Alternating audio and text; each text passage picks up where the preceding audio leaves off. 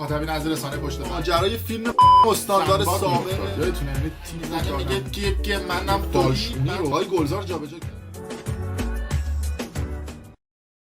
درود به مخاطبین عزیز، بنده امین فردین، مبرای تیمم بار دیگه با یک برنامه پشت پرده دیگه با شما هستم. امیدوارم که هر کجا این کره خاکی که هستید و صدا و تصویر من رو میبینید و میشنوید حال دلتون خوب باشه.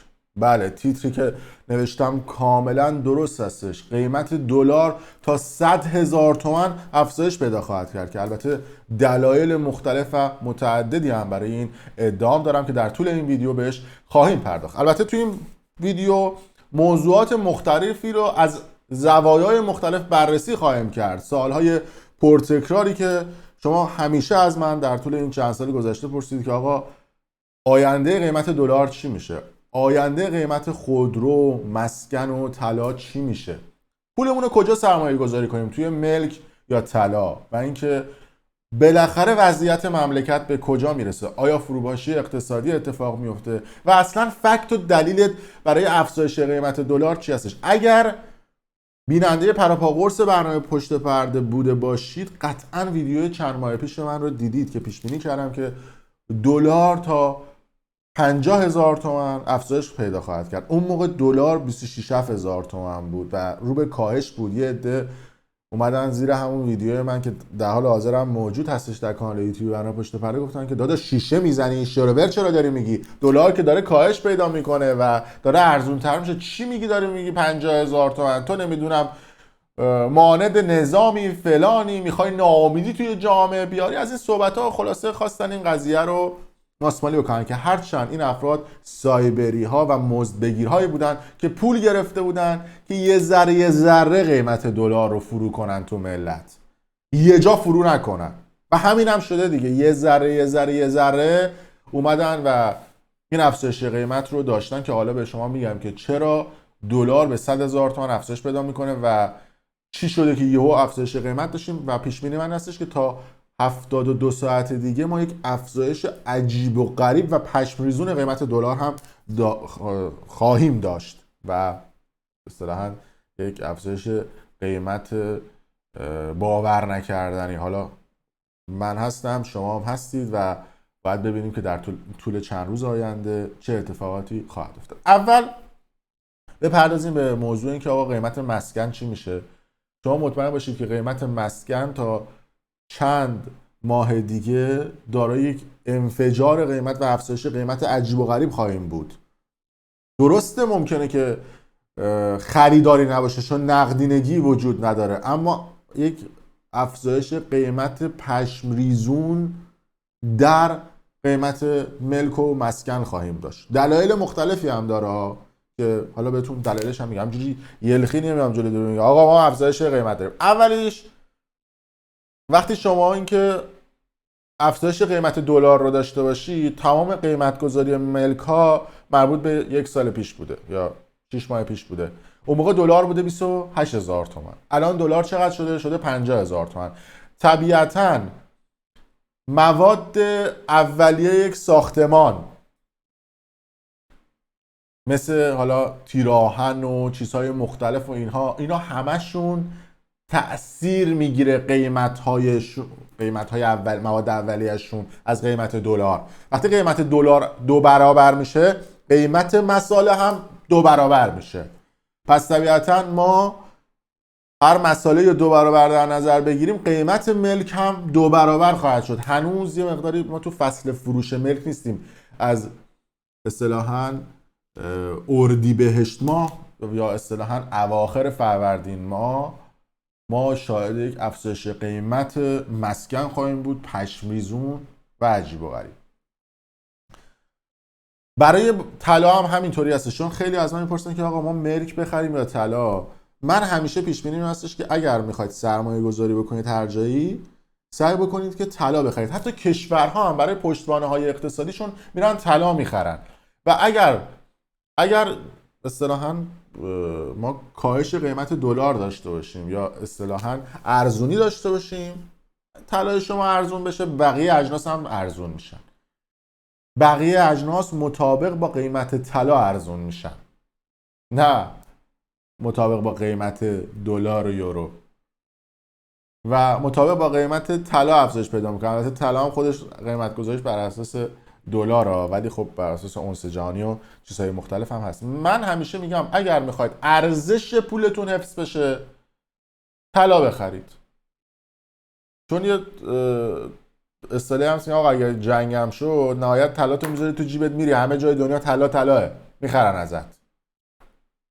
یعنی دیگه در بدترین حالت ممکنش رو بهتون گفتم. پس سعی بکنید که طلا بخرید. طلا هم افزایش قیمت خواهد داشت. قیمت دلار که من پیش بینی کرده بودم تا 100,000 تومان افزایش پیدا خواهد کرد، دلایل متعددی برای این افزایش قیمت وجود داره.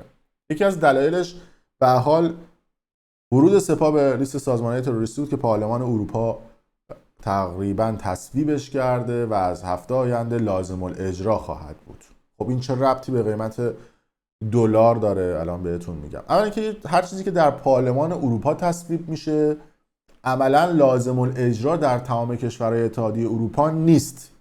حالا اینو من نمیگم، خبرگزاری‌های مختلف راجع بهش صحبت کردن، چون خیلی از کشورها عملا مصوبات پارلمان اروپا رو رعایت نمیکنن، میگن آقا به نفعمون نیست و رعایت نمیکنن، بر اساس سیاست‌های کاری خودشون میبرن جلو. مثل انگلیس که بعضی از مصوبه‌های اتحادیه اروپا رو که توی پارلمان تصویب میشه رو اجرایی نمیکنه و کار خودش رو انجام میده و یکی دو تا کشور دیگه هم هستن که این اتفاق براشون میفته. ولی از اون طرف یکی از دلایلی که ما شاهد افزایش قیمت دلار بودیم بحث تحریم ها بود دیگه. اینکه کشورهای مختلف تحریم میکردن و همین تحریم کردنه باعث میشد که ما عملاً دسترسی به بانک‌های جهانی نداشته باشیم و از اون طرف معاملاتی که ما انجام میدادیم عملاً با دور زدن تحریم ها بود. چجوری تحریم ها دور میخورد؟ اینکه می اومدن یه شرکت، مثلا آقای راچکاپوتیان مثلا توی هند می اومد یه شرکت تأسیس میکرد. یه شخصی می اومد توی دبی، مثلا جاسم العبدالعبود نمیدونم چی توی دبی یه دونه شرکت تأسیس میکرد. خاچک چوتیان نمیدونم توی گرجستان یه دونه شرکت تأسیس میکرد. فلان شخص هم توی ترکیه شرکت تأسیس میکرد. تو کشورهای مختلف شرکت تأسیس میشد. زنگ می‌زدن گفتن داداش مثلا واشر سرسیلند مثلا هواپیمامون خراب شده، داری یه دو تا برامون بفرستی؟ میگفت داداش تحریمه. میگفت کارت نباشه. زنگ می‌زد راچکاپوتیان تو هند، میگفت داداش دو تا واشر سرسیلند هواپیما بخر از بوئینگ یا از لوفتانزا بیار. می‌خرید میفرستاد هند، بعد اونم ور می‌داشت اون وسیله رو می‌آورد توی ایران. یعنی عملاً خودشونو اسکول کردن با تحریما. کجا میخواد بفهمه که این قضیه دور خورده خدا میدونه. خیلی شیک و مجلسی بقیه اغلب همینطوری وارد کشور میکردن. اما این وسط سود و زیانش چی بود؟ سود اصطلاحاً این که ما تحریمیم، سودش برای نماینده‌های مجلس، آقازاده ها و تمام مدیران در رأسه. یعنی هر چقدر کشور تحریم باشه مدیران در رأس سود میکنن. ضررش برای کیه؟ برای تمام ملت عادی ایران. پزشکا ممکنه ملت عادی باشن دیگه، پزشک و مهندس بگیر تا بیا پایین، کارگر و کارمند، همه ضررش واسه همه است. خب سودش از کجاست؟ الان میگم خدمتتون. این کالا مثلا قیمتش $100. شرکت راچکاپوتیان میاد میگه آقا اوکی من این کالا رو میخرم. میاد به ایران چقدر میفروشتش؟ میفروشتش $500. 5 برابر. $100 هزینه رو که ولش کن، $20 راچکاپوتیان، از اون طرف $380 مثلا، دارم عدد پایین میگم حالا به جلوتر هم میرسیم، میره جیب مبارک اون کسی که داره تحریم ها رو دور میزنه، مثلا آقازاده فلانی. عملا این معاملات رو هم کیا انجام میدن؟ کسانی که امین نظامن، کسانی که وصل و وابسته به اون نظامن، کسایی که عضو سپاهن، بسیجن، یا افراد نزدیک به این آدم ها یا افراد نزدیک به حاکمیتن. چون عملا اگه یه شخص بیرونی باشه، مثلا عباس پاتریساس و سکینه سبزی فروش و نمیدونم هوشنگ مشنگ فلان باشه، خب اون آدم میره لو میده پس میرن یه آدمی رو میارن که امین خودشون باشه. پس سود رو از دور زدن تحریما کی میبره؟ کسی که امین نظام باشه. خب اونا هم که نمیان پفک و بستنی و چیپس و آدامس و وردارن بیارن کشور دور بزنن، که میرن وسیله هایی رو میارن داخل کشور که ارزششون میلیارد دلاریه.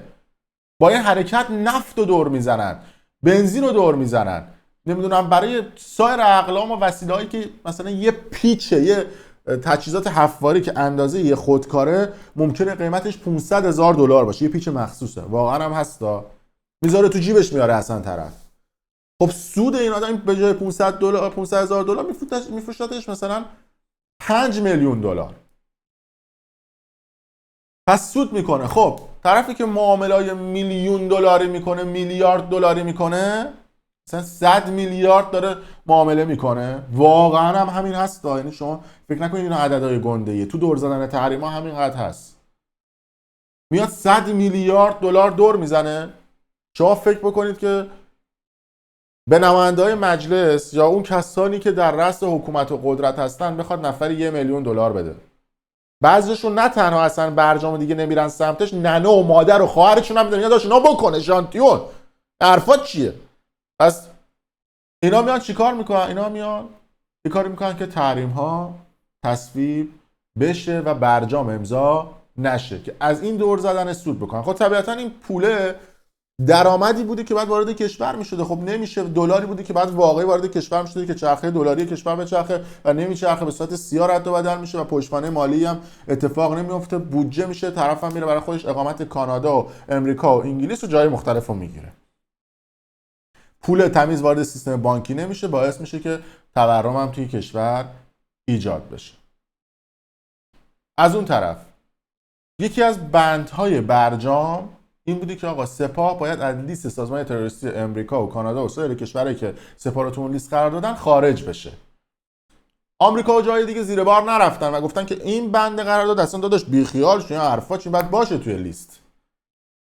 ایران پافشاری میکنه میگه نباید باشه، اونا میگن باید باشه. حالا که پارلمان اروپا تصویب کرده که سپاه باید بره تو لیست سازمان تروریستی، که عملاً دیگه برجام نابود شد. برای همین هستش که در طول این 2 روز گذشته که مردم رفتن توی فرانسه، ایرانی‌های مقیم خارج از کشور در اروپا رفتن اونجا و اعتراض کردن و پارلمان اروپا هم در بغلش در فرانسه هستش تصمیم گرفت که سپاه رو در لیست سازمان تروریستی قرار بده، عملاً باعث شد که اون کسایی که تو بحث بیزینس و اقتصاد هستن و کسانی که تعیین کننده قیمت یورو و دلار باشن گفتن که اوه چاکراهای مالی ما که بسیاری از بنگاه‌های بزرگ اقتصادی مثل قرارگاه سازندگی، مثل قرارگاه خاتم و جاهای مختلف که عملاً زیر نظر سپاه هستن، باعث میشه که خب درآمدهای مالیشون از بیزینس‌های اروپاییشون خارج بشه و همین اتفاق هم باعث افزایش قیمت دلار خواهد شد.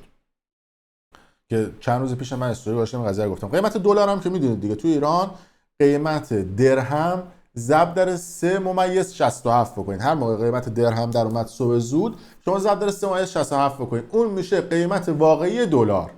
به خاطر معاملات مالی که ما که نه ایران با امارات داره، همیشه قیمت دلار اینطوری تعیین میشه و تصویب میشه. قبلا ها بر اساس معادلات افغانستان و عراق قیمت دلار تعیین میشد. افغانستان از دور خارج شد، ایران دیگه معاملات دلاری باهاش نمیکنه. عراق هم چند هفته‌ای هستش و خصوصا در طول 3-4 روز گذشته آمریکا اعلام کرده که تمام معاملات و حرکت‌ها و رد و بدل‌های پولی عراق رو کنترل میکنه و عملا ورود دلارهای عراقی به کشور گرفته شد و فقط بحث درهمی هستش که ما از امارات وارد میکنیم و اون افزایش قیمت دلار رو نشون خواهد داد. خب حالا که ما این اتفاقات افتاده، تا قبل از این برجام ما بهانه میکردیم، میگفتیم آقا برجام امضا میشه، با بهانه برجام کاهش قیمت دلار داشتیم. بعد اگه توجه هم کرده باشید هر بار که میگفتن آقا مذاکرات به بنبست خورده، برجام امضا نشده یا دور بعدی مذاکرات تمدید شده، 24 ساعت بعدش قیمت یورو و دلار یهو 2-3 هزار تومان میریخت. هر جا میگفتن برجام امضا نشده یهو قیمت دلار میریخت. چرا این کارو میکردن؟ به خاطر اینکه به جهانیان اثبات بکنن که آی مردم جهان، ما انقدر بیزینس ها و اقتصاد وابسته نشده به دلار داریم، وابسته شده و نشده دیگه، یعنی ما عملا با دلار کاری نداریم، ما عملا با برجام کاری نداریم و حتی اگر این قضیه برجام امضا نشد ما اینقدر خوشحالیم و اینقدر در شور و شعف و عشق و حال به سر میبریم که تازه کاهش قیمت دلار هم داریم. ولی عملا توی اون سیستم مریض همه چیز وابسته به قیمت دلاره و همه چیز وابسته به ماجراهای برجامی و بحث CFT و FATF و چیزهای مختلفه که باعث میشه از اون طرف 2-3 هفته مقاومت بکنن و مردم ماجرای اخبارهای برجامی از ذهنشون خارج میشد.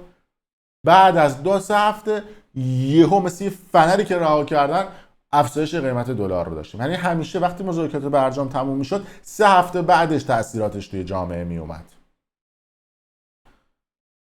الان که دیگه کلا ماجرای سپاه پیش اومده و کلا برجام رفت رو هوا، شما مطمئن باشید که این فنره بیشتر رها خواهد شد و خودش رو و قیمتش رو به نزدیک 100,000 تومان میرسونه. الانی که دارم این حرفو میزنم قیمت دلار 44,000 تومانه. شاید یه عده دوباره کامنت بزنن میگن داداش شیشه میزنی چی میزنی، امکان نداره دلار بشه 100,000 تومان. زمانی که دلار شد 100,000 تومان همین ویدیو رو بهت نشون میدم و میگم که بله اون مملکتی که اقتصادش بر پایه استخاره و نمیدونم امام و انقلاب و دعا و چیزهای مختلف میچرخه، نه بر اساس منطق و علم و اقتصاد، از این هم بدتر خواهد شد و قیمت دلارش بیشتر از اینها افزایش پیدا خواهد کرد. سیستم مملکت اینجوریه دیگه و همه دارن بر اساس دلالی سود میبرن. یه مثال برای شما میزنم. موز معمولی میخوام یه قلم دلالش رو شما بگم که چجوری دزدی میشه. این تازه توی موزه، بقیه محصولات که هزاران محصوله که همین بلا سرشون میاد. موز مثلا از کشورهای افریقایی و آمریکای جنوبی تامین میکنن و همه کشورها از اونجا خرید میکنن دیگه. آلمان از یک سورس و منبع موز رو میخره که ایران میخره، جفتشون از یه سورس و منبع موز رو میخرن. یعنی میرن پیش این آقای مثلا حسن میگن به ما موز بده، حسن به جفت این افراد یه قیمت ثابت موز رو میده. موزی که میاد توی آلمان با وجود اینکه در آلمان 49% مالیات وجود داره و مالیات مختلفی که وجود داره، الان موز در آلمان کیلویی 99 سنت به فروش میرسه. بعضی جاها مثلا تا 1.5 یورو هم هست، بستگی داره به موز که بیو باشه یا نباشه، ولی موز نرمال کیلویی 99 سنته. حالا ما میگیم 1 یورو میشه چقدر؟ الان که یورو رفته بالا 48,000 تومانه در لحظه ضبط این ویدیو. کیلویی 48,000 تومان. 1 یورو میشه چی؟ 1 یورو میشه حقوق یه کارمند الان توی آلمان باید مینیموم ساعتی 12 یورو حقوق بگیره. کمتر از اون اصلا نمیتونن ثبت بکنن. بازم استثناء وجود داره، 9 یورو 10 یورو حالا چیزای مختلف، ولی مینیموم باید 12,000 تا بر اساس قانون ساعت کار در اروپا و در آلمان خصوصا پول بگیره. یعنی حقوق اگه مثلا 1/12 حقوق 1 ساعتش رو میده 1 کیلو موز. 1/12 1 ساعت، ساعتی 12 یوروه، 1 یورو از 1 ساعتش. حالا تو ایران موز چقدر میاد؟ عوارض و گمرک و اینا هم که سرش گرده، بعد ارز نیمایی هم میگیرن.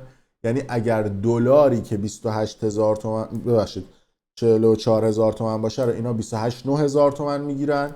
یعنی 1 کیلو موزی که مثلا پاشون در میاد مثلا 25 سنت که میشه مثلا 6,000 تومان با همه حمل و نقلش و اینا، موزی که 25 سنت در آلمان فروخته میشه 99 سنت، چون بعد مالیات رو بدن فروشنده و چیزهای مختلف 99 سنت. موزی که توی ایران دست طرف میرسه 6,000 تومان، دست مردم الان چقدر میرسه؟ قیمت ها متفاوته ولی 150,000 تومان کیلویی. من خوبش رو میگم. حقوق یه دونه کارمند چقدره؟ روزی 150,000 تومان. جفتشون هم از یه دلال میگیرن. میخوام ببینم سیستم اقتصادی ایران چقدر داغونه. مردم ایران باید حقوق یک روز کاملشون رو بدن 1 کیلو موز بخورن. مردمی که در آلمان هستن باید 1/12 حقوق 1 ساعتشون رو بدن 1 کیلو موز بخورن. مملکت اسلامی و مملکت بلاد کفر. یک موضوع کاملا ساده و 2 تا 4 تای ساده است. جفتشون هم باید با کامیون، با یخچال و با امکانات یکسان این دوتا رو حمل بکنند. حالا اون دلاله کیه؟ فامیل روحانی، رئیس جمهور سابق ایران. و کی این وسط سودشو میبره؟ تمام آقازاده ها و فاضلابزاده افراد رأس قدرت که میشن مافیای موز ایران. این تازه یه قلمشه. مافیای شکر و چیزهای مختلف هم هست. وقتی این پول کثیف وارد اون اقتصاد بشه، اقتصاد نمیچرخه و باعث میشه که ما شاهد افزایش قیمت دلار باشیم. و موضوعات دیگه هم هست، بهره‌های بانکی و چیزهای مختلف هم هست دیگه. بهره‌های بانکی توی آلمان جالب بدونید که الان 3.9 قبلا 1.9 بود، 4% بهره‌های بانکی.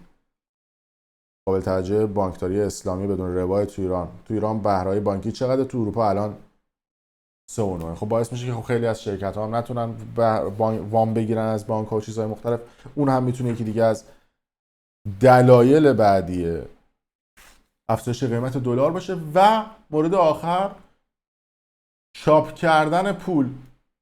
دولت مثلا 1 میلیارد تومان پول کم آورده، زنگ زده گفته که روشن چطوری؟ گفته خوبم. چطور داشت چاپخونه روشن کن، دستگاه رو روشن کن. 1 میلیون یورو میگم مثلا 1 میلیون میشه 100 میلیون تومان بی زحمت، مثلا یا 100 میلیارد تومان بی زحمت پول چاپ کن، بچه‌ها لازم دارن. الان میان تو چند بسته‌بندی کن، بچه‌ها میان میبرن. 1000 میلیارد تا داشت پول چاپ کن، بچه‌ها میان میبرن. چاپ پول دیگه میندازن تو کنتور که نمیندازه، چاپ میکنن میذارن تو باکس. چاپ میکنه میره باش دلار میخره میبره. چاپ پول بدون پشتوانه. دستگاه رو روشن کردن و پول چاپ کردن مگه کاری داره؟ این کار رو انجام میده.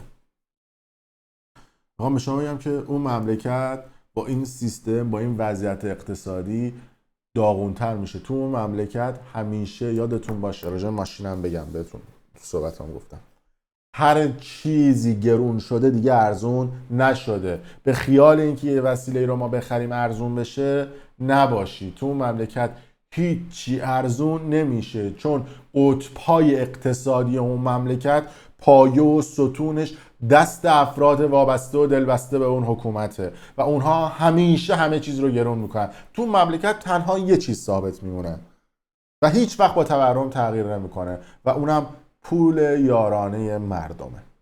ولی بقیه چیزها گرونتر میشن، مردم هر روز فقیرتر میشن، مردم هر روز بیپولتر میشن و البته کشور به فروپاشی اقتصادی نزدیکتر خواهد شد و این خیزش انقلابی مردم به سرنگونی این آخوندها احتمالاً منجر خواهد شد. نمیدونم. در صورت مرسی که تا این لحظه با ما بودید و اگر دوست داشتید کانال یوتیوب برنامه پشت پرده رو سابسکرایب کنید، ویدیو رو لایک کنید و برای دوستان خودتون به اشتراک بذارید. ممنون از شما.